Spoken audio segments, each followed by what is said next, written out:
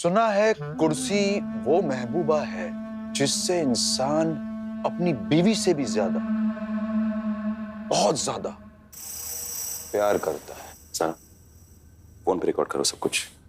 मुंह पे कालिक पुत जाए फिर भी वो कुर्सी नहीं छोड़ता। अपनी बेटी को 5 करोड़ रुपए लेकर भगाने के बाद भी कैसे शहर काजी की मोहर को अपने सीने से लगाए हुए घूम रहे।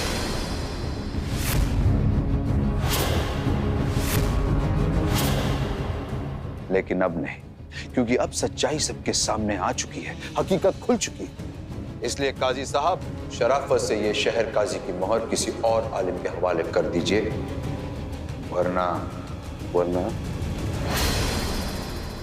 वरना इतनी बदनामी होगी ज़ारा सिद्दीकी की कि तुम बर्दाश्त नहीं कर पाओगे। ये तो चंद लोग हैं, कल पूरे शहर में पोस्टर छपवा दूंगा मुंह पे कालिक पोतने के बाद। काजी साहब मोहर तो आपको देनी पड़ेगी, बस देखना यह है कि शराफत से देते हैं या अपनी बेटी की पूरे शहर में बदनामी होने के बाद।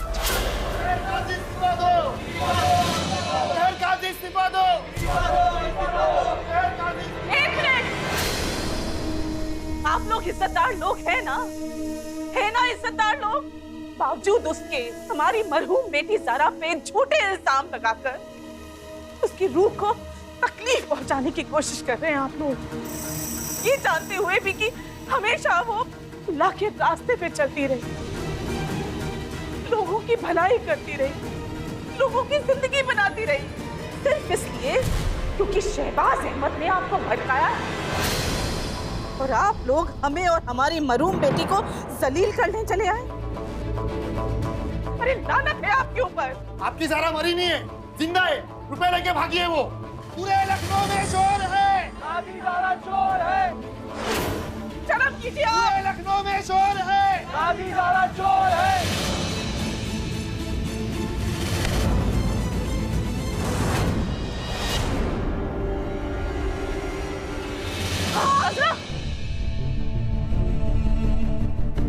अजरा, अजरा, पूरे लखनऊ में शोर है, काजी ज़ारा चोर है। पूरे लखनऊ में शोर है, काजी ज़ारा चोर है। पूरे लखनऊ में। वाह वाह वाह वाह, और चिल्लाइए जोर से। किस किस्म की बहादुरी है ये? निहत्ती खातून पर हमला करके आप लोग अपनी बहादुरी दिखा रहे हैं, डराने की कोशिश कर रहे हैं हम लोग को।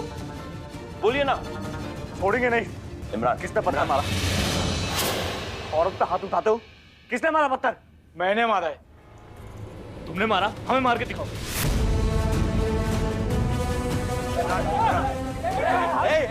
इमरान इमरान इमरान इमरान, बस बस बस बस बस, कभी नहीं। अरे तो मार दूंगा तुम्हें। बस बस बस।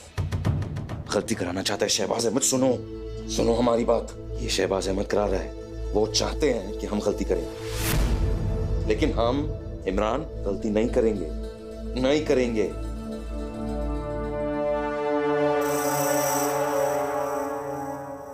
आसिफ मियां, आप, फहीम मियां, शरिया बोर्ड के अजीम मेंबरान, आज आपकी मौजूदगी में एक औरत जात पर हमला हो रहा है और किसी ने कुछ नहीं किया, क्योंकि आज आप कुछ कर ही नहीं सकते। आज आप लोग फहीम मियां, फरहान मियां और आसिफ मियां हैं ही नहीं। आज आप लोग एक भीड़ है, एक भीड़ का हिस्सा।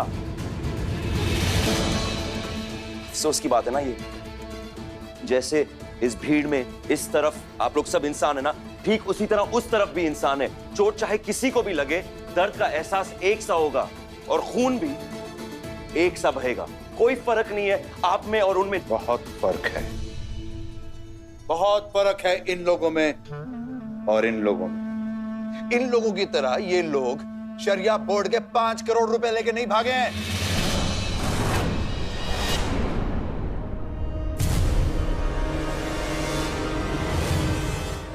आप लोग इसकी चिकनी चुपड़ी बातों में मत आइए। कहिए शहर काजी से इस्तीफा दे दे, नहीं तो आग लगा दो इस घर में।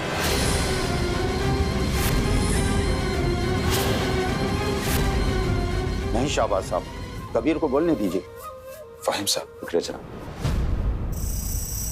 अफसर मियां, आपकी बेटी को ज़हरा ने पढ़ाया था ना, क्या हो गया है?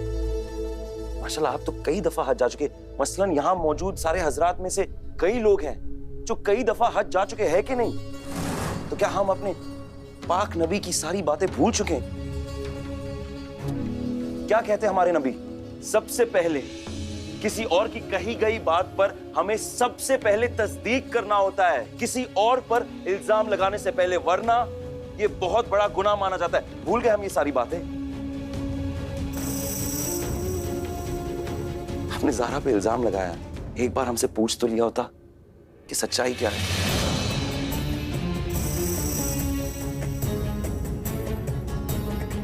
आज आप लोग ये जो भीड़ का हिस्सा है ना, क्या आप ये बात जानते हैं कि इस भीड़ में शहबाज अहमद के किराए के गुंडे भी मौजूद हैं, जो इनके कहने पर पत्थर फेंक देंगे, आग लगा देंगे शहर काजी के घर को। आप सब जानते हैं अगर इन्होंने ऐसा किया तो इल्जाम आप सब पे भी आएगा।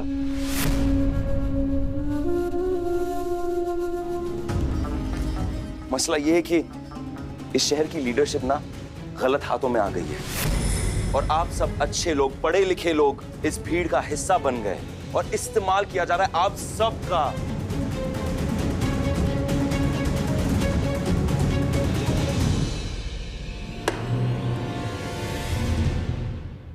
इस भीड़ का हिस्सा हम भी बन सकते शहबाज अहमद, क्योंकि भीड़ का कोई चेहरा नहीं होता। तो आप सोच लिए अगर इस भीड़ में हम आकर आपका कत्ल कर दे तो कुछ नहीं होगा, सजा नहीं मिलेगी, इल्जाम नहीं लगेगा। अगली बार ये सोचना।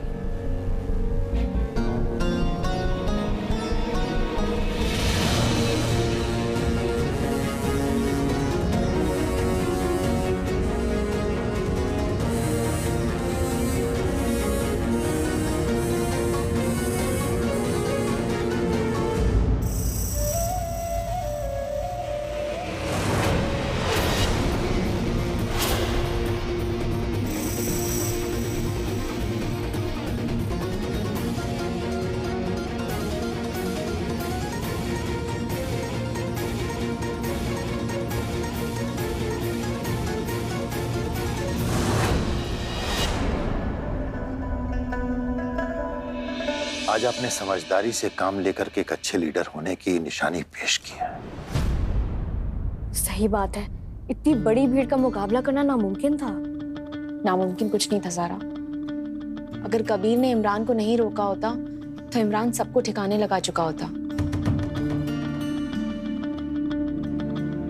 और हमें नहीं लगता उसके बाद किसी की हिम्मत तक पड़ती कि आगे बढ़कर कुछ बोल पाए। ऐसा नहीं है अजरा, हमने गुस्से में आके बहुत बड़ी गलती की। हम प्रेशर में आके अपना आपा खो देते हैं। अगर आप इस तरह से आपा खो देंगे या फिर बेकाबू हो जाएंगे तो फिर शहर काजी बनने के बाद जहनी और समाजी दबाव कैसे झेल पाएंगे? अब फूफीजान आप बिल्कुल ठीक कह रही हैं, पर हमारा ख्याल है कि अगर सर पर एक बार जिम्मेदारी आ जाती है तो इंसान सब कुछ संभाल लेता है। हमें माफ करना, हम इसके बारे में बात ही क्यों कर रहे हैं? क्योंकि काजी साहब इस्तीफा नहीं देने वाले। सच तो यही है कबीर मियाँ कि ये जिम्मेदारी हम भी छोड़ना नहीं चाहते हैं, मगर आपको क्या लगता है कि ये लोग हमें चैन से रहने देंगे? बिल्कुल नहीं।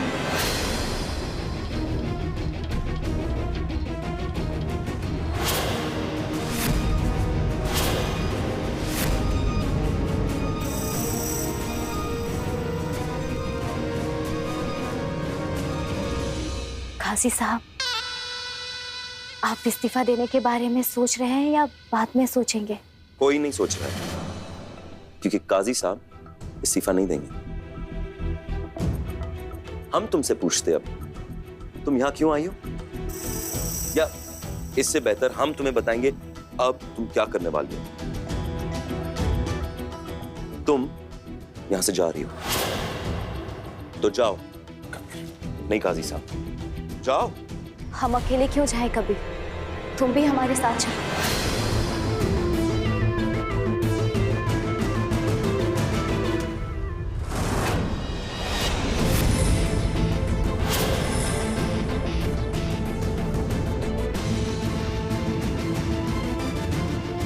हद में रहो।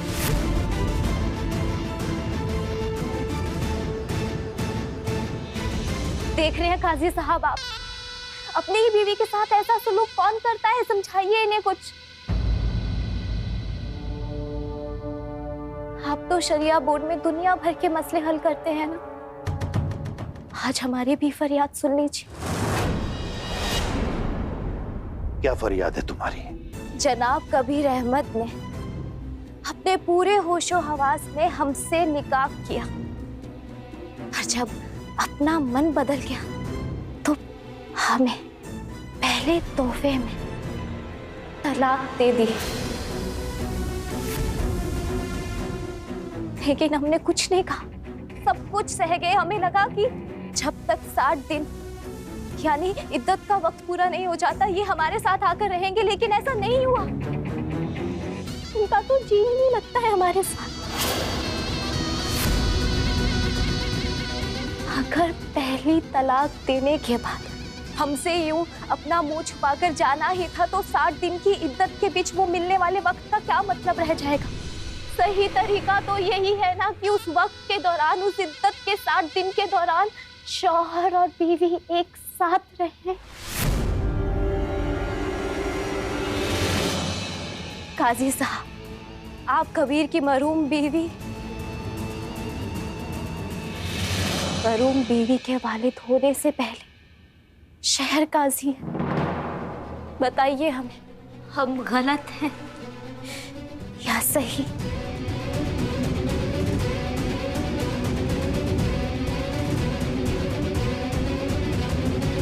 कबीर मियां, कहीं ना कहीं रुखसार सही कह रही है। जब तक इद्दत का वक्त पूरा नहीं हो जाता आपको रुखसार के साथ ही रहना चाहिए। एक बीवी होने के नाते ये उसका हक भी है और एक शौहर होने के नाते आपका फर्ज भी। ये वो जायज ख्वाहिश है जो आपको ना चाहते हुए पूरी करनी चाहिए कबीर मियां। कबीर, रुखसार के साथ रहने में तुम्हें कोई दिक्कत नहीं होनी चाहिए।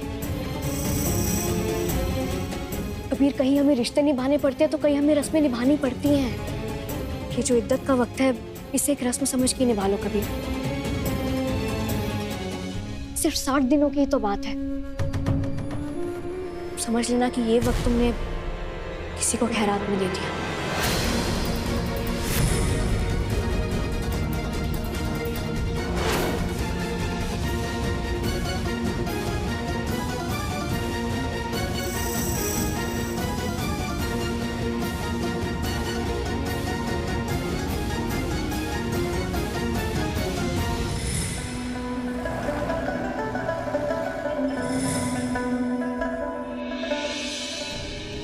हमारी बेटी हमसे छीन ली गई, अब हम उसकी यादों के सहारे ही जिंदा है मेरे मौला।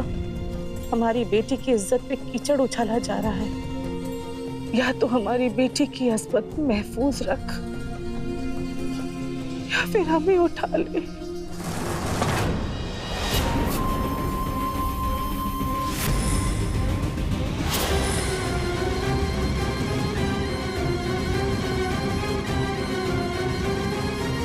शहबाज अहमद, यहाँ आने की हिम्मत कैसे हुई तुम्हारी? काजी साहब सो रहे हैं, सोने दीजिए उन्हें। एक समय पे आपके समधी रह चुके हैं, इसलिए अपना फर्ज निभाने चले। बेटी की इतनी बदनामी होने के बाद भी आप लोगों को मौत नहीं आई, इसलिए सोचा आपकी मुश्किल थोड़ी आसान करते हैं।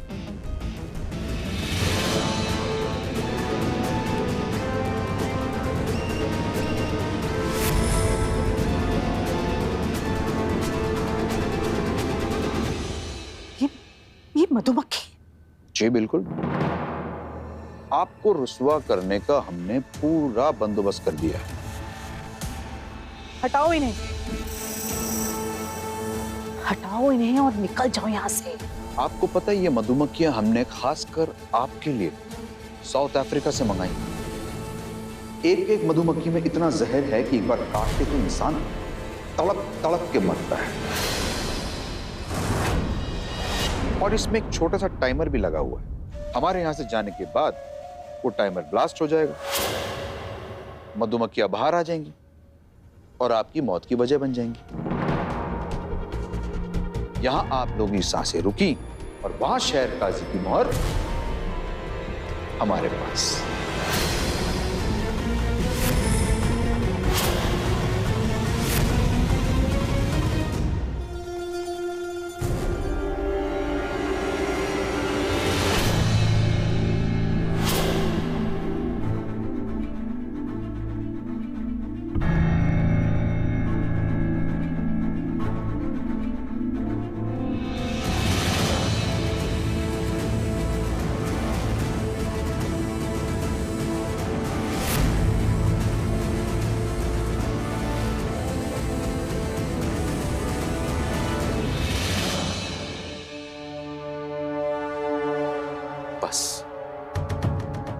तलाक दिया है हमने तुम्हें, फिर भी तुम्हारी हरकतों पे कोई लगाम नहीं है।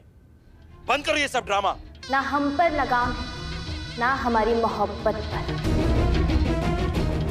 और जरा गौर फरमा कर बोलो कबीर, अभी भी 60 दिन बाकी है जिसे इद्दत का वक्त कहते हैं।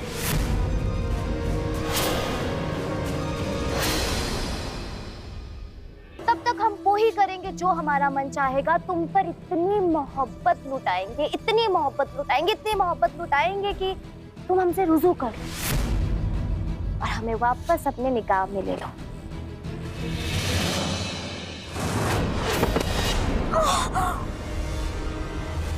अल्लाह, इतना गुस्सा लग गई ना हमें। कबीर, हम तुमसे मोहब्बत करते हैं। तुमने ये सिला दिया हमारी मोहब्बत का। हर वक्त तुम बचो कबीर, ये जो कुछ भी हमारे साथ किया हमने सब कुछ रिकॉर्ड कर लिया। अल्लाह,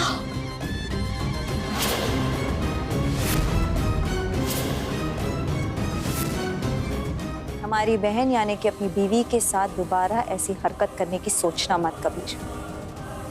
ये वीडियो गवाह बनेगा कि इद्दत के दौरान तुमने अपनी बीवी के साथ कैसा सलूक किया। इसे दोबारा हमारी बहन के साथ ऐसा कुछ करने की सोचना भी मत। पहले लोग मोहब्बत करते हैं, फिर शादी, फिर लड़ाई, फिर तलाक, लेकिन हमारी दास्तां कुछ अलग है। पहले शादी, फिर लड़ाई, फिर तलाक, अब मोहब्बत होगी। तुम्हारी ये ख्वाहिश कभी पूरी नहीं होगी रुखसार।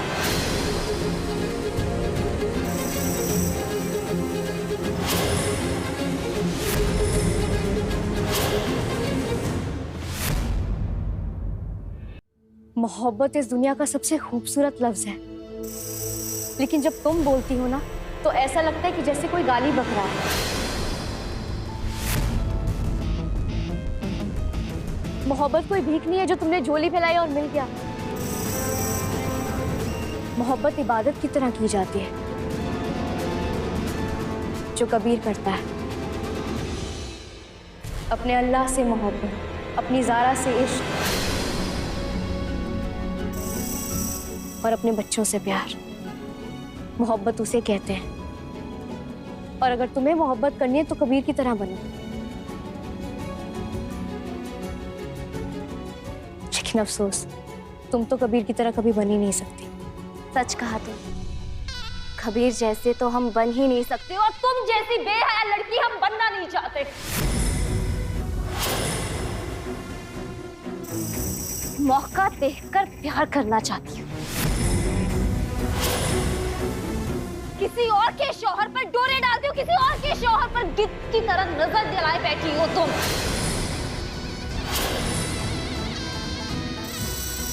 हमारे शौहर को हमसे छीनने की कोशिश। चुप, ज़बान पे लगाम दो बस। फिर हो क्या गया है तुम्हें? हम तुम्हारी बीवी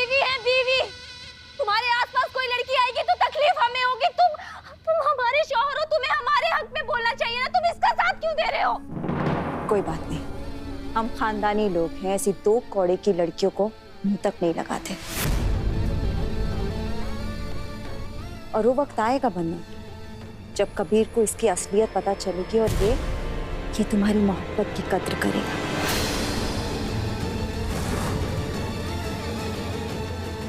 वो वक्त आएगा। हम अपनी मोहब्बत हासिल करके रहेंगे।